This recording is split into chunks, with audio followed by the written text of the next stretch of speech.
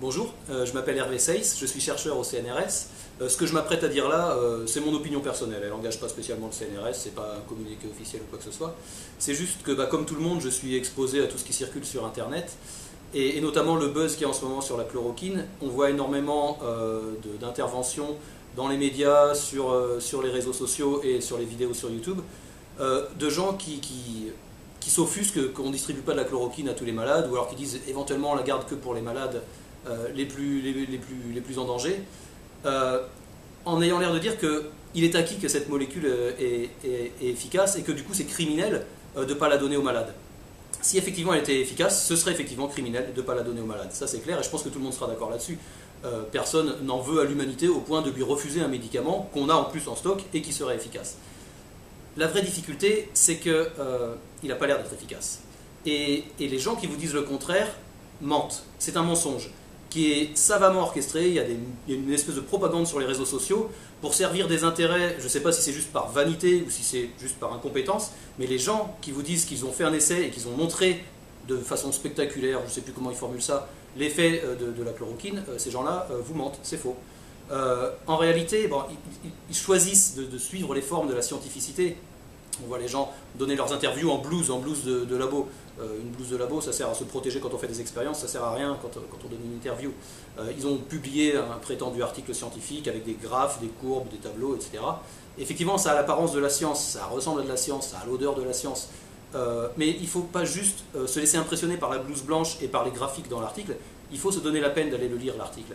Et quand on fait ça, on s'aperçoit que finalement, il y a eu beaucoup de fraude, de manipulation dans les données de cet article pour faire croire qu'il y a un effet de la chloroquine.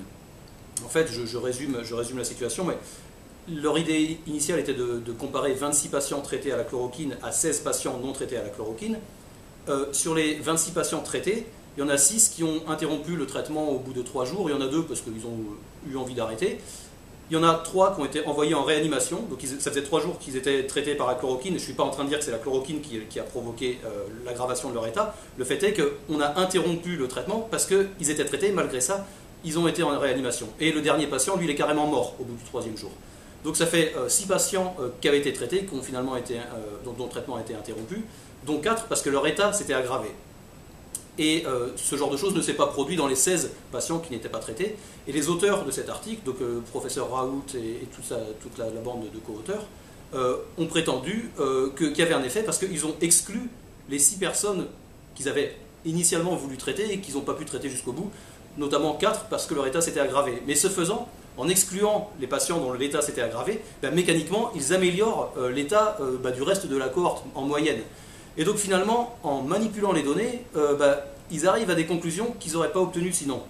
Il y a aussi quelque chose aussi qu'il faut bien remarquer, c'est que quand on regarde l'article, donc leurs mesures diagnostiques de la maladie des patients, c'est de rechercher les ARN du virus par RT-qPCR. C'est une méthode qui est très utilisée, qui n'est pas très précise et qui est surtout très sensible, peut-être même trop sensible. En fait, il y a beaucoup d'exemples dans la littérature scientifique, et j'ai souvent été confronté à ça, des exemples de faux positifs en RT-qPCR.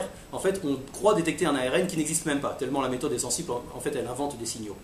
Et là, très clairement, dans l'article qui est publié, on peut le voir sur les données qu'ils ont publiées eux-mêmes, on a l'air d'être vraiment à la limite de détection de la manip, au point que, pour certains patients, les résultats sont complètement erratiques. D'un jour à l'autre, vous voyez, là, vous avez les 6 jours de traitement, d'un jour à l'autre, le même patient peut sembler malade, guéri ou malade, de façon comme ça, un peu erratique, d'un jour à l'autre.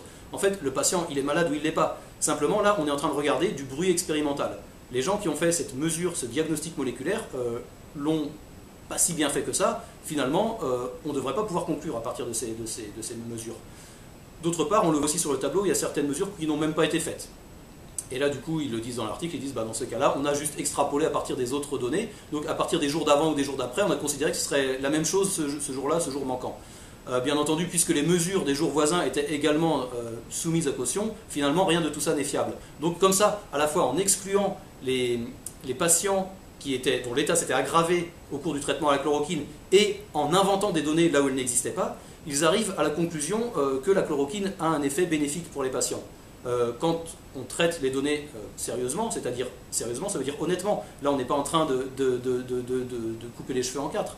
Quand on traite les données sérieusement, c'est-à-dire en ne regardant que les données et pas en inventant, et aussi en incluant tous les patients dans l'étude statistique et pas en excluant ceux dont la situation ne nous convient pas, et bien dans ce cas-là, on s'aperçoit que l'effet de la chloroquine est à peu près nul. En fait, il est tout à fait dans le bruit statistique.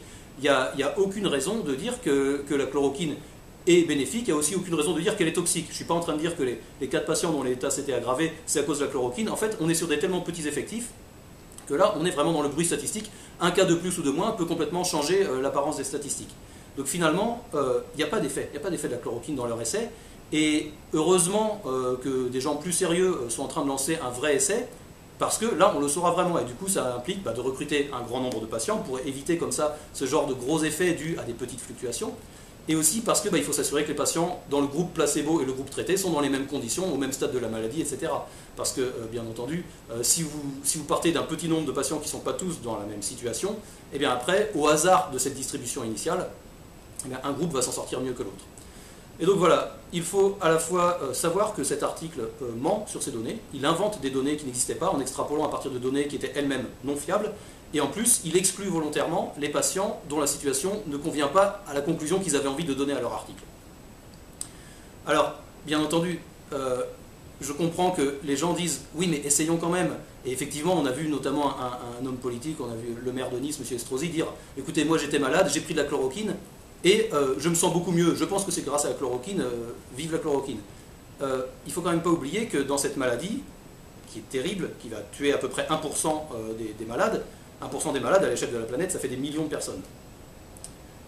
Mais ça fait 1% des malades, ce qui signifie que pour une personne malade donnée, elle a à peu près 99 chances sur 100 de s'en sortir bien. Donc si on prend un échantillon de personnes et on les traite à la chloroquine, à peu près 99% d'entre elles vont guérir naturellement. On ne les aurait pas traitées à la chloroquine, elles auraient guéri également. Et 1% va mourir. Et quand une personne guérit, son propre système immunitaire va ensuite éradiquer le virus. Et donc, chez ces personnes-là, on ne détectera plus le virus à la fin de l'étude. Ce n'est pas forcément parce qu'elles ont été guéries grâce au traitement, c'est parce qu'elles ont été guéries comme 99% des malades du Covid-19. Et donc, quand M. Estrosi dit « j'ai guéri en prenant de la chloroquine », c'est indiscutable, il a guéri, il a pris de la chloroquine, mais ce n'est pas forcément grâce à la chloroquine qu'il a guéri. En fait, il y a toutes les chances que s'il n'avait pas pris la chloroquine, M. Estrosi aurait guéri également. Et c'est tout le mal qu'on lui souhaite. Donc, alors maintenant, pourquoi expliquer? On me dit également, ce professeur Raoult et ses collègues, ils sont en train de prendre des risques inconsidérés. Si effectivement ils ont fait mentir leurs données, ça semble complètement barjot, et ça l'est, barjot, effectivement. S'ils ont fait mentir leurs données, ils sont en train de risquer toute leur carrière pour quelque chose, un mensonge dont on va forcément s'apercevoir à la fin. Et effectivement, c'est pour ça que je ne sais même pas si c'est juste de l'incompétence ou de la vraie malhonnêteté guidée par la vanité, l'envie de passer à la télé, l'envie de se faire interviewer, etc. Ça, c'est difficile à dire, moi je ne les connais pas personnellement ces gens-là. Le fait est qu'ils ont bien vu que dans cette période un peu difficile pour tout le monde, la population est apeurée, les gens réagissent de façon tout à fait irrationnelle parfois. Eh bien, moi ils me font penser, vous savez, aux vendeurs ambulants dans Lucky Luke, quand on voit le gars arriver dans le village avec son chariot et puis il prétend avoir une lotion miracle pour soigner je ne sais pas quelle maladie, et puis il a un complice qui fait semblant d'être malade. Et les gens se précipitent pour acheter sa lotion miracle parce que les gens sont apeurés, ils n'ont pas d'autre solution et ils se laissent embobiner par le charlatanisme. Là, je trouve qu'on est un peu dans la même situation parce qu'effectivement, la population est apeurée, la population n'a pas de solution, les gens sont cloîtrés chez eux depuis une dizaine de jours et sans espoir d'amélioration a priori du point de vue des traitements ou des vaccins. Et donc quand quelqu'un arrive en vous disant « moi j'ai trouvé un remède qui a un effet spectaculaire », eh bien, les gens ont envie de croire, ils ont envie d'être rassurés, et donc ça leur fait plaisir de croire à ces histoires. C'est pas parce qu'on est apeuré, parce qu'on est dans une situation difficile qu'il faut perdre son bon sens. Enfin, une dernière chose sur laquelle je voulais insister, c'est que parfois, dans tout ce bruit qu'on a autour de cette histoire de chloroquine, on nous dit qu'une étude chinoise aurait confirmé les résultats de l'étude marseillaise sur l'effet de la chloroquine contre le Covid-19. Ça aussi, apparemment, c'est faux. En fait, effectivement, l'article de l'équipe de Raoult cite une étude chinoise, et en fait, quand on va lire cette étude, c'est pas une étude, en fait, c'est le compte-rendu d'une réunion où apparemment, quelqu'un des autorités chinoises, un officiel, a dit il se pourrait que peut-être la chloroquine pourrait avoir un effet, ça vaudrait le coup de regarder. Et voilà l'étude chinoise, quoi. Et il y en a peut-être une, parce qu'on ne sait pas, les autorités chinoises ne sont pas spécialement bavardes, donc peut-être qu'ils ont fait une étude dont ils ne nous ont pas parlé. Le fait est que on n'a aucun accès à des données d'une étude chinoise, et donc quand les gens vous disent des Chinois ont confirmé le résultat, bah, dites juste montrez-moi les données. En fait, les données n'existent pas, ou alors si elles existent, elles sont bien cachées, personne n'y a accès. Donc en fait, finalement, les gens se citent les uns les autres en construisant un espèce d'échafaudage d'autocitation pour se convaincre les uns les autres. Les Français citent les Chinois, maintenant les Américains commencent à citer les Français, les gens s'auto-convainquent de l'efficacité de la chloroquine, et quand on regarde en fin de compte quelles sont les données, les véritables données, eh ben on tombe sur les 26 patients à Marseille, dont 6 ont été exclus parce que ça n'allait pas, et à la fin on triture un peu les données et on trouve un résultat. Donc voilà la totalité des résultats qui suggèrent un effet de la chloroquine, c'est-à-dire du mensonge scientifique.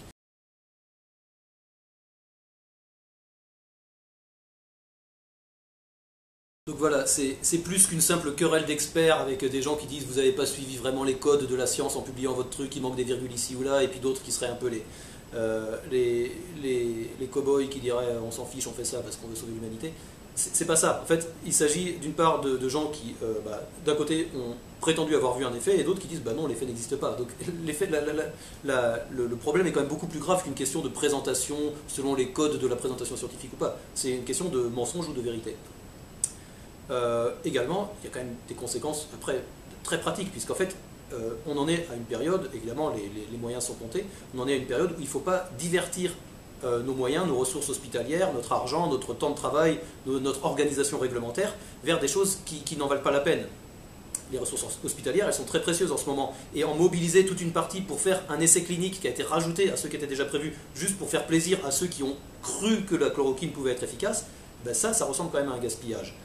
Un autre gaspillage, c'est par exemple ces efforts que maintenant les autorités ont été obligées de faire pour réguler l'accès à la chloroquine.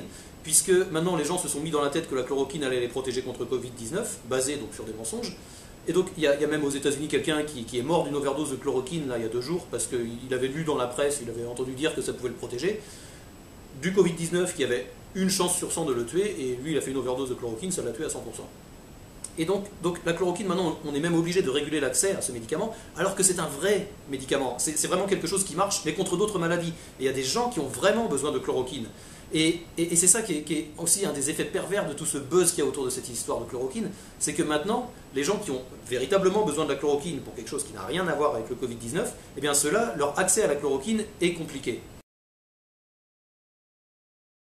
Et alors maintenant, pourquoi est-ce que c'est important tout ça? Après tout, de la fraude scientifique, hélas, ce ne sera pas la première fois qu'on en aura vu, des gens qui surinterprètent et qui vendent leurs résultats un peu de façon mensongère, ce ne sera pas la première fois, hélas.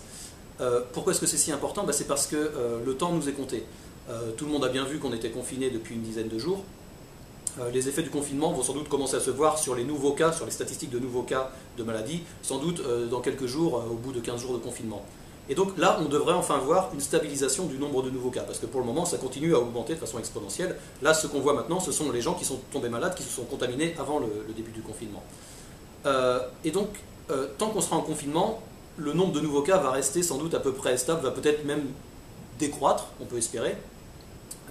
La difficulté, et ce qu'il faut bien que les gens comprennent, c'est que c'est un état très instable. C'est-à-dire qu'à partir du moment où on relâchera le confinement, et bien finalement l'épidémie repartira comme au départ, parce que tant que l'épidémie n'a pas contaminé une bonne partie de la population, ou tant qu'on n'aura pas été vacciné, eh bien la population ne sera pas immunisée. Et donc on est aussi vulnérable maintenant à l'épidémie qu'on l'était il y a 2 mois. Donc là, on est protégé contre l'épidémie par le confinement, mais si subitement le gouvernement disait tout le monde ressort, on lâche le confinement, eh bien les gens vont se recontaminer, l'épidémie repartira de plus belle.